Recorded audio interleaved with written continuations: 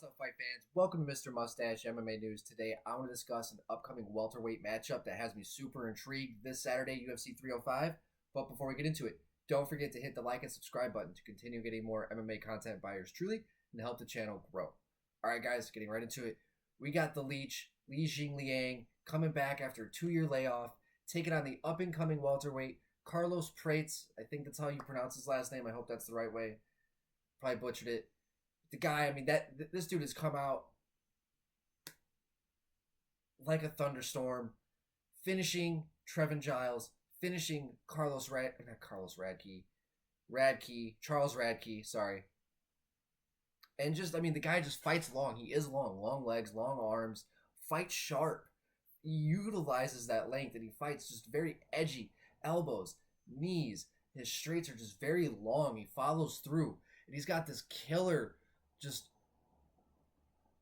back foot body teep kick that is just phenomenal, and he leads it up with like a knee. Well, that fight that he had with Radke was just, I want to say Carlos Radke. I'm sorry. That fight that he had with Radke though was just, he was able to just utilize that distance, keep his space. Like he was able to manage the distance so well and just use these sharp kicks to the liver, knees to the liver, punches. And right before he finished the fight, he hit Radke and he's like, "Oh, I got you," and then followed up with a knee right to the liver, finished the fight. Beautiful. And then there was photos of him after the fight smoking cigarettes, like in the parking lot. I thought was awesome. Made me like him even more. Like an athlete like that who's going out there kicking ass and smoking cigarettes after, high level athlete shit. Like I fucking love that dude. But going against the Leech too, it's a good way to push Prates Carlos up, because Leech, he's not in his prime anymore. I'm pretty sure he's got to be at least 35. Am I right? He's 36. Hasn't fought in 2 years. You know, in a fight that I thought he won against D-Rod. You know, and the Leech is so good. He's got good, crisp boxing. He's just got a good flow to him, good defense. He's dangerous. He fights hard. He looks for the finish, right? And like he's a fun to watch guy, good energy. If I hear one more fucking thing about him wearing a suit, shut the fuck up. It's so annoying. I'm sure he's wearing that suit out, so fucking calm down. The guy's doing just fine. But in this fight, man, he's fighting a dude who's been active, who's finding finishes, who's big, long, and powerful, punishing for the weight class. So this is a tough fight for the Leech coming back here. It's a tough fight for the Leech coming back here against a tough up-and-coming guy like Carlos Prates. I'm excited to see what's going to happen in this fight. But I just think that Carlos, I think he manages distance so well.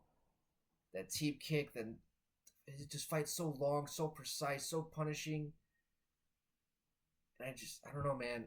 It's a tough fight for Lee to come back after also having such a long layoff for as well. And it's a great way to open up the pay-per-view, man. Fuck, that's a great way to open up the pay-per-view. And man, it's such an unforgiving sport, because it's like it just shows like it's the next step for Carlos. You know, it's a name for him to build off of as well. It's a feather to put in his cap. But if the Leech can go out there and get a victory, a good performance victory over a rising prospect like this guy after having a 2-year layoff, be right back into the mix for the Leech. Guys, that's going to do it for today. Let me know in the comment section what you guys think. I'd love to hear your guys' thoughts on this fight. If you haven't already, don't forget to give a like and subscribe. Love, you know, it helps the channel grow. It helps me grow. It helps, you know, I want to do this for my life and for my living. This is something I want to do, is talking to the void, to people who actually fucking care, I guess. I don't know. But, you know, maybe an opportunity also in the future with commentating, or maybe even working with like a news company. You know, so this is kind of like my goal and my stepping stones of getting better. You know, I'm kind of like schooling myself into this podcast, you know, and hopefully it pays off, you know, talking to the void, and just kind of like Uncle Chael does.